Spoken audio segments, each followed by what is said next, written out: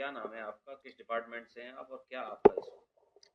Sir, मैं professor रचना कौशल हूँ। Department of political science, Aligarh Muslim university Aligarh में कार्यरत हूँ। 1998 से 27 साल मुझे हो गए यहाँ पे जॉब करते हुए। क्या समस्या? समस्या ये है कि लगातार मेरे चेयरपर्सन प्रोफेसर नफीस अंसारी साहब और डीन प्रोफेसर इकराम हुसैन साहब मुझे परेशान कर रहे हैं। परेशान तो ये कई सालों से कर रहे हैं मेरे चेयरपर्सन जो हैं, लेकिन मैं सारे डॉक्यूमेंट्स होने के बाद भी चीज़ों को इग्नोर कर रही थी। और मैं सोचती थी कि जाने दीजिए, इग्नोर करिए, हमें एक ही यूनिवर्सिटी में रहना है, एक ही डिपार्टमेंट में रहना है, इसलिए मैं कोई एक्शन नहीं ले रही थी। लेकिन अब उनकी वर्बल हैरेसमेंट और मेंटल हैरेसमेंट इतना बढ़ गया है कि मुझे मजबूर होकर मैंने वाइस चांसलर को शिकायत करी है। इन्होंने ये मेरी सीनियरिटी को बाईपास करते हैं, जो मेरी चीज़ें, मेरा हक मुझे मिलना चाहिए, वो मुझे बाईपास करके डिक्लेयर करते हैं कि मैं किसी को दे दूंगा ये चीज़, इसको नहीं दूंगा। और उसके अलावा जब 2017 में मेरा प्रमोशन जो है गलत तरीके से रोका गया था, मैं हाई कोर्ट गई। हाई कोर्ट के डायरेक्टिव्स पे फिर मुझे प्रमोशन मिला। उस दौरान भी इन्होंने मेरे खिलाफ काफ़ी प्रोपेगेंडा किया, जिसकी मेरे पास ऑडियो है, और वो ऑडियो मैं मैडम वाइस चांसलर को सुनाकर भी आई हूँ। उस ऑडियो में ये कह रहे हैं कि ये हर जगह कहती घूम, इन्होंने मुझे बदनाम किया, इन्होंने मेरे खिलाफ प्रोपेगेंडा किया, इन्होंने ये चीज़ों को कम्युनलाइज किया, और इन्होंने ये कहा कि ये हर जगह कहती घूम रही है कि मैं हिंदू इसलिए मेरा नहीं हुआ। जबकि सर, मेरा कोई भी रिप्रेजेंटेशन आप उठा के देख लीजिए, मैंने किसी भी रिप्रेजेंटेशन में मैं रिलीजन को नहीं लेकर आई, इसलिए कि मैं अलीगढ़ मुस्लिम यूनिवर्सिटी का हिस्सा हूँ। अलीगढ़ मुस्लिम यूनिवर्सिटी ने मुझे बहुत कुछ दिया है, उसका मेरे ऊपर कर्ज है, वो मेरी कर्म भूमि है, मेरे लिए पूजनीय है। मैं अलीगढ़ मुस्लिम यूनिवर्सिटी के खिलाफ कभी कुछ नहीं कहती, और ना ही सांप्रदायिकता को मैं कभी लाती हूँ बीच में, ना धर्म को कभी लाती हूँ।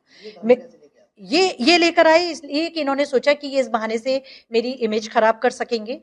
लेकिन मेरे कोई भी रिप्रेजेंटेशन आप उठा लीजिए, कोर्ट की पिटीशन मेरे पास है, मेरे रिप्रेजेंटेशन एमएचआरडी में, मैंने कहीं भी नहीं कहा कि धर्म कोई वजह है। इसलिए कि धर्म अगर होता तो मेरा अपॉइंटमेंट ही क्यों होता यहाँ पर। मुझे एमयू के मेरे मुस्लिम कलीग्स ने, मेरे फ्रेंड्स ने, मेरे स्टूडेंट्स ने मुझे बहुत प्यार, मुझे बहुत रिस्पेक्ट सपोर्ट दी मिला है, फिर आपको? बहुत रिस्पेक्ट दी है, बहुत सपोर्ट दिया, अभी भी हैं। लेकिन कुछ लोग हैं नफीस अंसारी साहब जैसे, जो सांप्रदायिकता फैलाते हैं। इन्होंने ऑडियो में कहा कि ये हिंदू, ये कहती घूम रही है कि मैं हिंदू इसलिए मेरा अपॉइंटमेंट नहीं हुआ, जबकि मैंने कभी ऐसा नहीं कहा। मैंने किसी रिप्रेजेंटेशन में रिलीजन को मैं लेकर नहीं आई। उसके बाद इन्होंने कहा कि ये और उपेंद्र चौधरी 20 साल से क्या कर रहे थे, जो 3 पीएचडी नहीं करा पाए। मैं पॉलिटिक्स करता हूं, लेकिन मैंने 20 पीएचडी कराई। देखिए, खुल के कह रहे हैं मैं पॉलिटिक्स करता हूं। उसके अलावा इन्होंने कहा कि ये टीचर्स हिंदू टीचर्स कॉन्फ्रेंसेस करते हैं और यूनिवर्सिटी का पैसा लेते हैं, और क्या पता वहां जाके क्या करते हैं। देखिए कितना डेरोगेटरी ये रिमार्क है कि हम क्या करते हैं जाके। मैं आपको बताना चाहूंगी कि मुझे यूएस स्टेट डिपार्टमेंट फेलोशिप मिली है, जो बहुत प्रेस्टिजियस होती है। मुझे साल्सबर्ग सेमिनार फेलोशिप मिली है, जो बहुत प्रेस्टिजियस होती है। मुझे निपॉन फाउंडेशन की फेलोशिप मिली है, जो बहुत प्रेस्टिजियस होती है। मुझे फोर्ड फाउंडेशन की 2 बार फेलोशिप मिली है। तो ऐसा नहीं है कि यूनिवर्सिटी का, अभी आप पूरी बात सुनिए। अब उस ऑडियो में फर्दर ये कह रहे हैं कि ये हिंदू टीचर्स जानबूझकर मुसलमान बच्चों को नहीं पढ़ाते। सर, अगर कोई मुस्लिम बच्चा ये कह दे, मेरी क्लास में तो कभी कभी 100% मुसलमान बच्चे होते हैं, मैं नहीं पढ़ाऊंगी। अगर मैं नहीं पढ़ाती होती तो मेरे खिलाफ तो आज तक एक्शन हो चुका होता, मैं अगर नहीं पढ़ाती होती। मैंने अपना बेस्ट दिया है इस यूनिवर्सिटी को, क्योंकि इस यूनिवर्सिटी ने मुझे बहुत कुछ दिया है।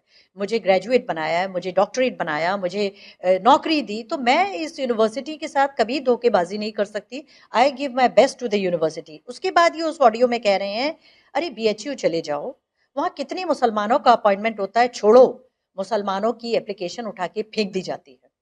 ये पूरा ऑडियो का सम टोटल मैंने अपने रिप्रेजेंटेशन में डाला, मैंने मैडम वाइस चांसलर को दिया।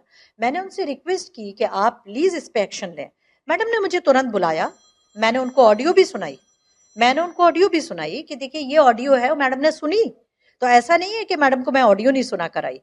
और उसके बाद भी आज देखिए, 22 सितंबर से आज जनवरी 26 आ गया, कोई एक्शन नहीं है इनके खिलाफ। अब अगला कदम क्या है? अब सुनिए, इस बीच में एक चीज और सुनिए। इस बीच में मेरे पास इससे पहले 22 सितंबर से पहले मुझे फिर परेशान करने के लिए dean faculty of social science इकराम हुसैन साहब जो हैं, मुझे एक लेटर लिख रहे हैं, और वो लेटर बहुत ही इनडिसेंट लैंग्वेज का है। वो ये कह रहे हैं उस लेटर में कि मैंने क्लास में एक दहशत का माहौल बनाया हुआ है। एमए 3rd सेमेस्टर के स्टूडेंट्स की शिकायत है कि मैंने दहशत का माहौल बनाया हुआ है, मैं बच्चों के खिलाफ एब्यूज, डेरोगेटरी लैंग्वेज यूज करती हूँ, पर्सनल इनअप्रोप्रिएट रिमार्क यूज करती हूँ, and you are directed to explain. जिस पर मैंने डीन साहब से कहा कि 2 लाइन मैंने लिख के दी कि डीन साहब आप मुझे रूल बता दीजिए जिसके तहत आप एक सीनियर प्रोफेसर को डायरेक्ट कर सकते हैं एक्सप्लेन करने के लिए। जिस पे डीन साहब ने फिर आरआईओ किया। आरआईओ ये किया कि देखिए मुझे हायर अथॉरिटीज ने कहा एग्जामिन करने के लिए, लिहाजा you are requested to cooperate. मैंने कहा मैं बिल्कुल कॉपरेट करूंगी, but I can not explain myself blindly. देखिए मेरे खिलाफ अगर कोई शिकायत है तो क्या मुझे वो शिकायती पत्र नहीं मिलना चाहिए? मेरे खिलाफ अगर कोई शिकायत मेरा कलीग कर रहा है, मेरे स्टूडेंट्स कर रहे हैं, तो आप मुझे वो लेटर तो दीजिए, मुझे पता तो चले भाई मैंने किया है। मेरे अगर कोर्ट में भी किसी के खिलाफ कोई जुर्म होता है तो उसको इन्फॉर्म किया जाता है कि भाई तुमने ये क्राइम किया है, मुझे ये लेटर क्यों नहीं दिया जा रहा? मैंने मैडम वाइस चांसलर से कहा, कोई एक्शन नहीं, डीन साहब के लिए कोई डायरेक्टिव नहीं कि भाई आप लेटर दीजिए। मैंने डीन साहब को रिक्वेस्ट करी, आप मुझे लेटर दीजिए, नहीं दे रहे। मैंने रिमाइंडर भेजा, नहीं दे रहे। मैंने आरटीआई करी, नहीं दे रहे। मैंने अपील डाली, नहीं दे रहे। कहते कॉन्फिडेंशियल है। भाई कॉन्फिडेंशियल होगा किसी और के लिए, जब मेरे खिलाफ शिकायत है तो मेरे लिए कॉन्फिडेंशियल कैसे हो गया? यानी आप समझिए या तो कोई लेटर है ही नहीं, और अगर है तो ये क्यों? और फिर 4 महीने में आपने क्या एग्जामिन किया, आप बताइए ना। नेक्स्ट स्टेप क्या है? अब नेक्स्ट स्टेप मेरे पास कोई ऑप्शन नहीं है सर। मैं अब फाइनली कोर्ट जाऊं, मैं एफआईआर करूं, हैरेसमेंट की एफआईआर करूं। जब यूनिवर्सिटी के लेवल पे सुनवाई नहीं है तो मैं हायर प्लेटफॉर्म्स पे जाऊं, MHRD, visitor, court last option है मेरे पास। क्या करूं जब कोई नहीं सुन रहा मेरे? मैं भी इस यूनिवर्सिटी का हिस्सा हूं। मेरी रिक्वेस्ट है मैडम वाइस चांसलर से, क्यों नहीं सुन रही वो मेरी शिकायत?